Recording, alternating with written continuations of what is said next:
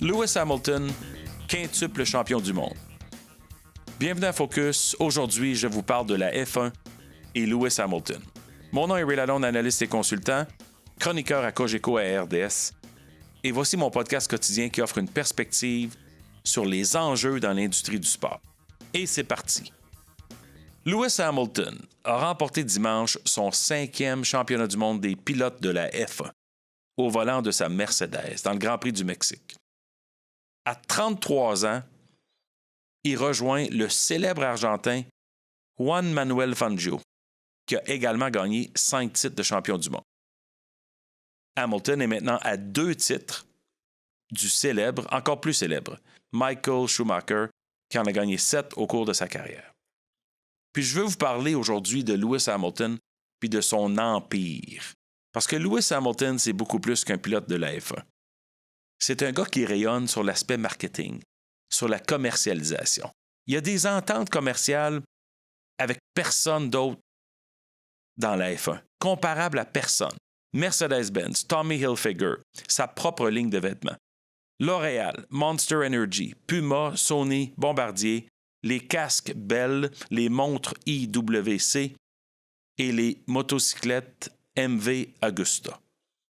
Alors imaginez le portfolio qu'il a. Ça lui rapporte presque 10 millions de dollars par année, en plus de son salaire de 42 millions de dollars. Et il a signé un contrat de 2 ans, les 2 prochaines années, 2019 et 2020, avec Mercedes. Je pense qu'il est dans l'attente et dans l'espoir de rejoindre Michael Schumacher, mais il a signé un contrat de 2 ans pour 100 millions de dollars. Ça, c'est son salaire de pilote. Avec ça vient aussi tout l'aspect commercial.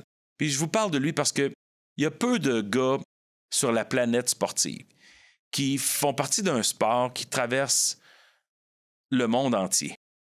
22 courses, du mois de mars jusqu'au mois de novembre.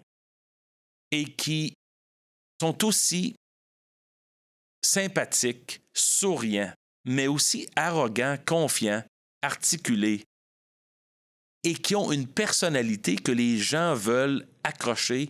C'est un gars gentil, souriant, beau garçon, bien vêtu, relativement moderne et jeune, même à ses 33 ans.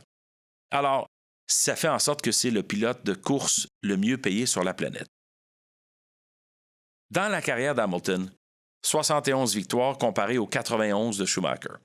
132 podiums comparés aux 155 de Schumacher. Mais seulement 227 départs comparés aux 308 départs de Schumacher.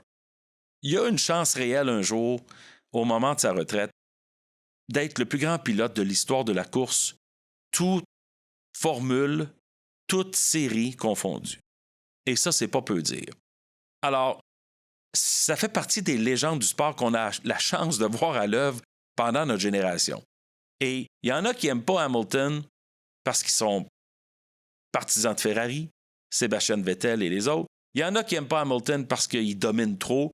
Puis c'est vrai que la F1 manque un petit peu de parité. C'est toujours les 2-3 mêmes qui gagnent. C'est toujours les 2-3 mêmes constructeurs. Que ce soit Red Bull, Ferrari, Mercedes, bien entendu. C'est un peu injuste.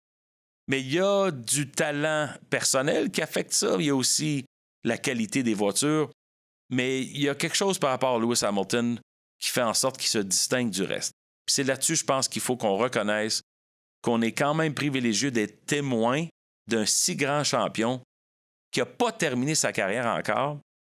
À 23 ans, en 2008, il avait gagné son premier championnat du monde. Il était le plus jeune de l'histoire.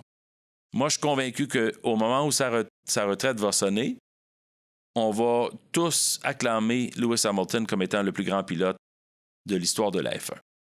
Vous étiez à l'écoute de Focus.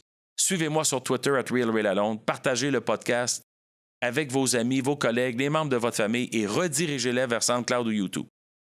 Merci d'avoir été là. Ici Ray Lalonde. À très bientôt.